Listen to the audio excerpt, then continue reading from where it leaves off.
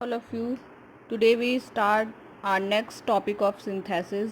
अभी तक जो हमने एक्सरसाइज की थी उसमें हम सिंपल सेंटेंस से सिंपल सेंटेंस बना रहे थे. अब हमें सिंपल सेंटेंस से कॉम्प्लेक्स सेंटेंस बनाना है. कॉम्प्लेक्स सेंटेंस को बोलते हैं मिश्रित वाक्य, यानी दो चीज़ों को जोड़कर एक सेंटेंस बनाना. इसमें दो क्लॉज होते हैं, प्रिंसिपल क्लॉज और सबऑर्डिनेट क्लॉज. प्रिंसिपल क्लॉज का मीन्स होता है इंडिपेंडेंट. इंडिपेंडेंट मीन्स फ्री, जो अपने आप में फ्री होता है और अपने आप में पूरा होता है. सबऑर्डिनेट क्लॉज का मीन्स होता है dependent. Dependent means subordinate clause किस पर डिपेंड होता है? प्रिंसिपल क्लॉज पर. प्रिंसिपल क्लॉज इंडिपेंडेंट होता है, फ्री होता है, और सबऑर्डिनेट क्लॉज डिपेंड होता है प्रिंसिपल क्लॉज पर.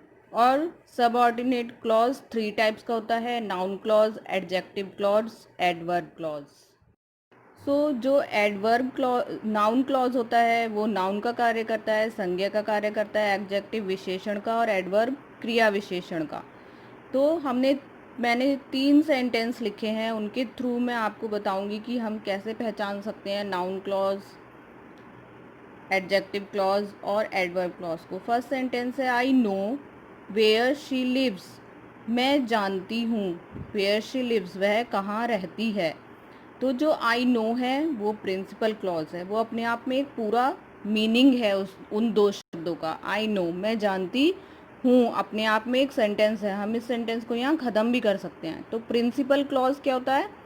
उसका अपना मीनिंग होता है, वो इस वाले सेंटेंस पर डिपेंड नहीं है, वो अपने आप में एक सेंटेंस है. I know where she lives, वह कहाँ रहती है. तो मैं क्या जानती हूँ, सेंटेंस में किसका मीनिंग निकल रहा है? व्हाट का.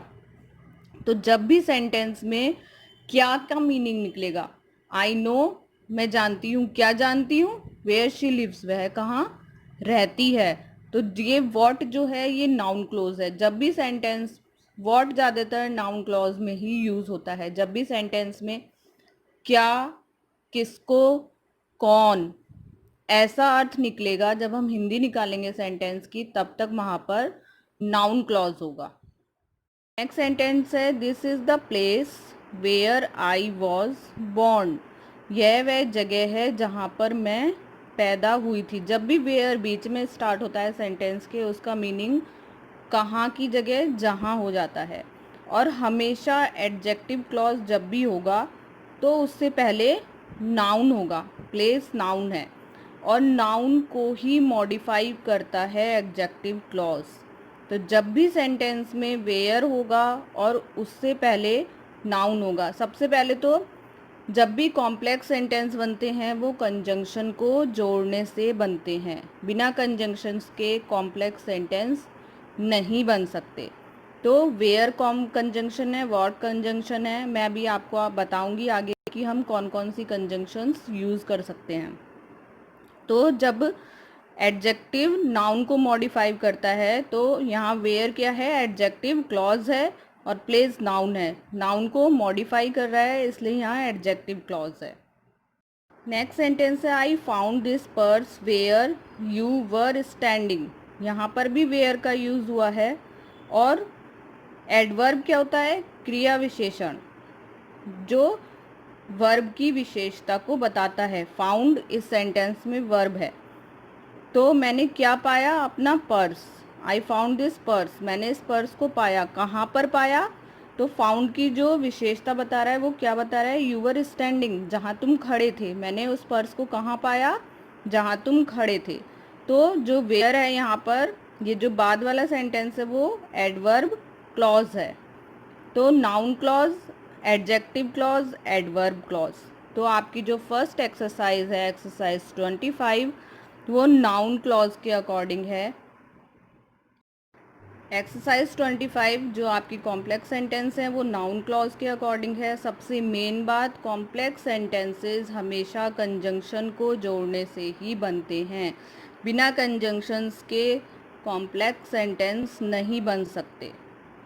नाउन क्लॉज जैसे मैंने आपको बताया था, जिन सेंटेंसेस में क्या, किसको, कौन, इस तरह का अर्थ निकलता है जब हम सेंटेंस पढ़ते हैं और ये इनविजिबल होता है अर्थ, तब वहाँ पर नाउन क्लॉज होता है। हम ये वाली कंजंक्शंस नाउन क्लॉज में यूज़ कर सकते हैं। That, if, whether, who, whom, whoever, whomever, whatever, when, how, why, however। और इसमें कुछ कंजंक्शन ऐसी हैं जो हम एडजेक्टिव और एडवर्ब क्लॉज में भी यूज़ करेंगे।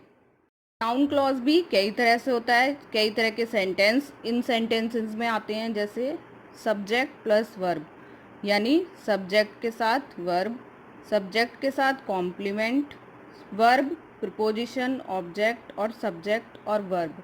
नाउन क्लॉज के भी हम कई सारे पार्ट्स होते हैं और हम उनके अकॉर्डिंग सेंटेंसेस को पहचानते हैं, और इनमें ज़्यादातर व्हाट, हु, होम और दैट का यूज़ होता है। जैसे कि आपकी बुक में भी दिया गया है कि नाउन क्लॉज जो होते हैं, नाउन क्लॉज के सबऑर्डिनेट कंजंक्शन की यदि हिंदी की जाए तो कंजंक्शन का अर्थ क से शुरू होने वाला शब्द, जैसे कि, क्या, कौन, की, क्यों, की, कब आदि होता है।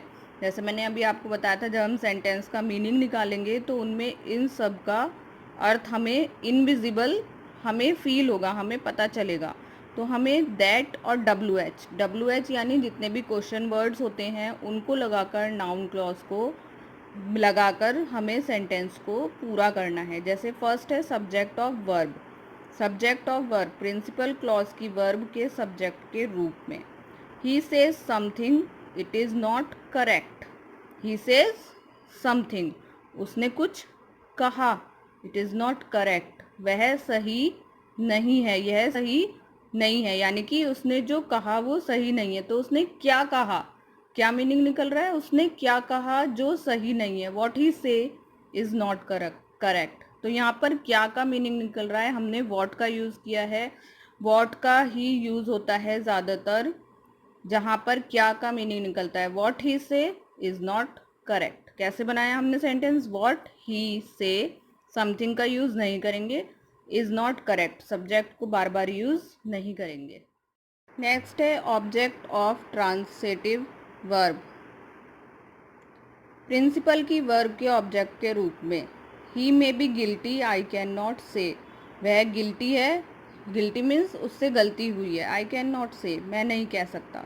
तो यहाँ पर जो वर्ब है वो क्या है, से। प्रिंसिपल क्लॉज की जो वर्ब है वो से है, और से का ही यूज़ इन्होंने ऑब्जेक्ट के रूप में भी किया है। तो यहाँ पर हम जो कंजंक्शन यूज़ करेंगे वो वेदर या इफ़ करेंगे, क्योंकि यहाँ पर की का मीनिंग निकल रहा है। क्या मीनिंग निकल रहा है, he made B guilty, I can not से, मैं नहीं कह सकता कि वह गिल्टी है। तो आई कैन नॉट से वेदर ही इज़ गिल्टी और नॉट हमने यहाँ पर इसलिए लगाया है कि वह गिल्टी, क्योंकि वो श्योर नहीं है कि वह गिल्टी है।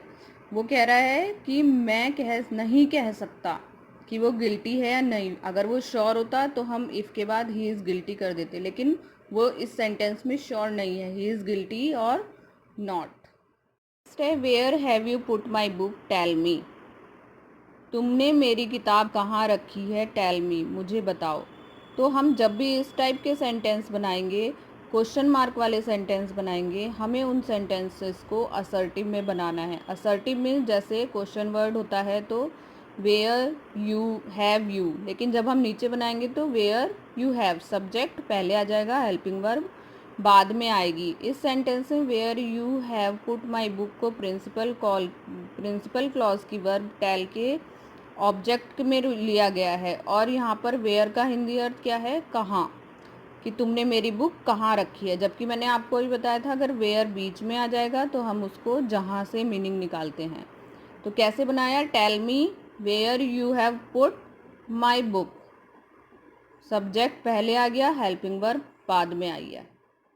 फिर है complement of linking verb. Complement क्या होते हैं, कॉम्प्लीमेंट जो सेंटेंस के वर्ब के बाद में यूज़ होते हैं या स्टार्टिंग में यूज़ होते हैं। The cloud would rain, that was our hope, कि बादलों से बारिश होगी, यह हमारी आशा है। Our hope was that the clouds would rain. Of preposition, the teacher is saying something, pay attention to it. हमेशा जब भी प्रोपोजिशन वाले सेंटेंस होगा जैसे पे अटेंशन टू, तो हमें हमेशा वॉट से पहले प्रिपोजिशन का यूज़ करना है। Pay attention to what the teacher is saying. मैं आपको एक दो सेंटेंस करके दिखा देती हूँ। What have you done, it should be inform. तुमने क्या किया है, इट शुड बी इन्फॉर्म, उसके बारे में इन्फॉर्म करो। तो यहाँ पर वॉट क्या है, नाउन क्लॉज है। जैसे मैंने आपको बताया था क्या, क्यों, किसको, अगर ऐसा अर्थ निकलता है। वॉट यहाँ पर नाउन क्लॉज है। और मैंने अभी आपको बताया था जब हम इस इंटेरोगेटिव सेंटेंस को कॉम्प्लेक्स सेंटेंस बनाएंगे तो हम उसको असर्टिव में बनाएंगे, यानी पहले सब्जेक्ट, फिर हेल्पिंग वर्ब, फिर वर्ब। कैसे बनाएंगे? वॉट का यूज़ तो हमें करना ही है क्योंकि वॉट नाउन क्लॉज है। वॉट यू हैव डन, पहले सब्जेक्ट, फिर हेल्पिंग वर्ब, फिर वर्ब। Should be informed.